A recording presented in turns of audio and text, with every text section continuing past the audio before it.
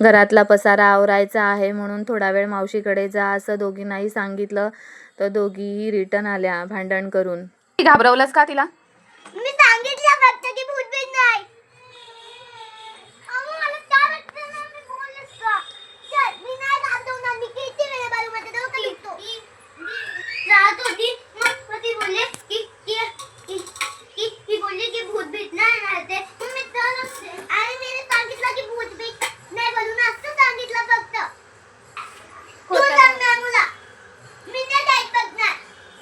तू बोलली ना भूत? यशस्वी अशी बोलली मम्मा.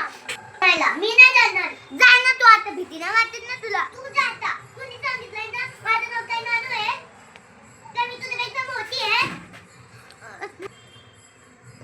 घरातील सगळी कामे आवरून मी रेडी झाली आणि कुठे चालली आहे ही थोड्याच वेळात तुम्हाला कळेल. हो, मी हॉस्पिटलमध्ये सिक्रेट सांटाचं गिफ्ट घ्यायला चालली आहे. सगळेजण आलेत आणि एकमेकांची वाट बघतात.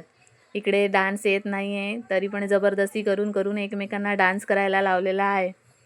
सगळ्यांना एकमेकांचे गिफ्ट दिले. त्यानंतर आम्ही किती बिझी असलो तरी पण एन्जॉय करायचा एकही चान्स आम्ही सोडत नाही. आता आली इन्चार्जला गिफ्ट द्यायची वेळ. इन्चार्ज गिफ्ट बघून कोमात. आणि काय गिफ्ट दिलंय हे बघा. त्यानंतर आम्ही वडापाव खाल्ला, आईस्क्रीम खाऊन डान्स करून संपवला आजचा दिवस.